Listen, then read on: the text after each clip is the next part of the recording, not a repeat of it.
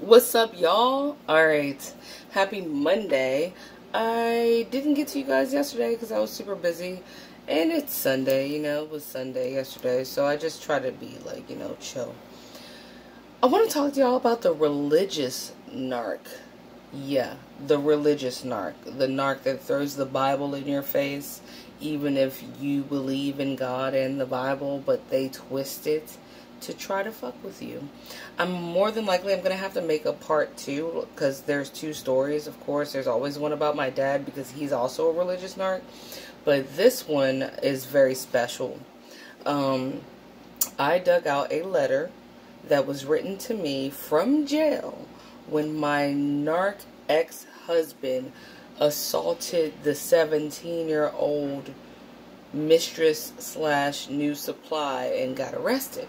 Okay, so I'm going to share this with you because the only other person I shared this with was my therapist that I had at the time, and even she was like, I have never heard no shit like this.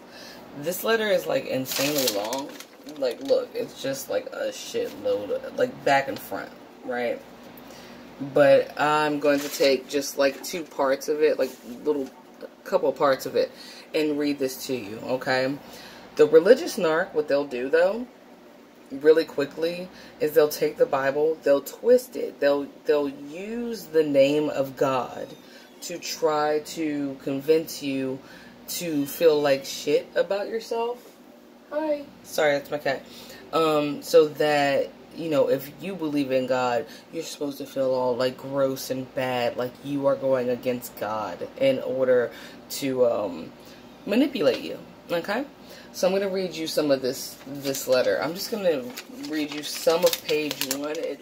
He wrote literally page 1, okay, of this bullshit letter. And let me warn you, so please be sitting down. I'll give you 1 second. Be sitting down for this, because it's some bullshit. And I'm going to have to read it to you in a Shakespearean voice. Okay? So it won't be mine. I'm going to read it to you like Shakespearean style. Because, like, that's how this was written. Let's just get into it. He writes, here's my Shakespearean voice. I will write to you in a clear voice, and it will be in the tone of my Father Lord. I am that I am, God of heaven and earth, the God of Abraham, the God of Isaac, and the God of Jacob, who is Israel. That's how this starts off. This is the part where he addresses me personally, because the rest of the letter is him addressing other people who tried to tell me that he was some shit. He goes, now concerning you, whom I love and have loved, it is clear there is hate in your heart upon me. You have always been ready to accuse me and lean on the side of whomever accuseth me. Why? Even in my wrongdoing, telling you their ways, I have never lied unto you. Period. For when you ask, I have told you the whole truth, yet you believe it not. Why? Yet, when some poorly put together lie comest against me, you believe with all thine heart. Why? I am a sinner, as we all are, but have the fear of the Lord in me. Period. I am my father's son, and weep often because of it. The Lord, I am that I am, knowest mine heart, and knowest the words against me are lies. I urge you, pray to him in earnest, that he himself shall show you the truth of the matter, for he is not the father of lies, but of love, light, and laughter, and truth. Mine enemies runneth about, laughing and mocking, setting traps for my flesh, nigh even my soul. How I pray you stop running with them.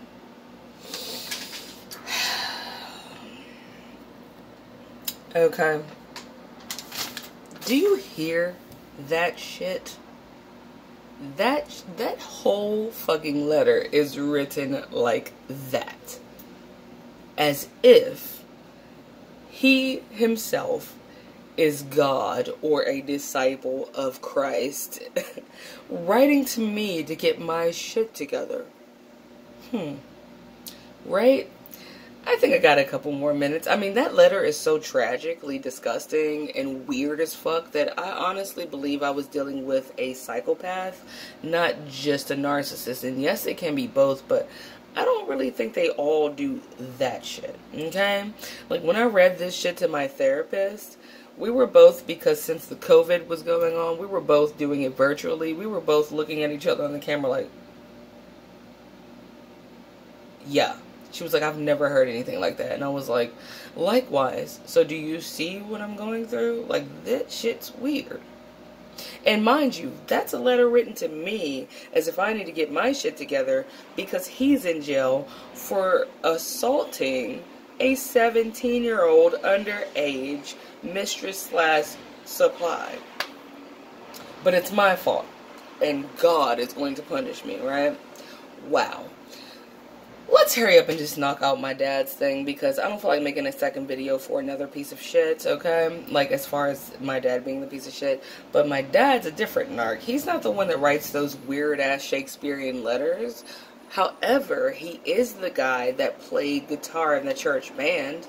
He is the guy that did favors for the church. He is the guy that volunteered to do a lot of things for the church. He is the guy that, because he was mirroring my stepmom, who was now deceased, she was very into going to church, even though she was like a piece of shit too, but she still went to church like a lot, like the one that goes like 3 times a week kind of person. And so for 24 years he did the same thing just to like compete with her, right? So that he could throw God in her face and be like, well, God told me to tell you that you need to stay with me, even though, like, I'm fucking the neighborhood, right? So he's that guy. He's that guy you gotta watch out for when you go to the gas station and he offers to pump your gas because, like, he's just that nice. He's that guy that's, like, really nicely dressed, perfectly creased khakis, perfectly creased shirt, perfectly creased everything, right? That talks to you very sweetly, and when your tire goes out, he's like, oh, I have an extra one, you can totally have it. Matter of fact, I'll stop what I was doing and where I was going to help you put that tire on, right? He's that guy. And then once he gets them used to him being nice, he goes in for the kill and fucks their life up. He's that guy. He's that religious narc that when something's going wrong, he's like, he'll read you an excerpt from the Bible and be like, let's pray together. Because we all know that when 2 or more meet together in agreement, according to the Bible, because that's true, that's in there, you don't have to take my word for it, there I will be also, right?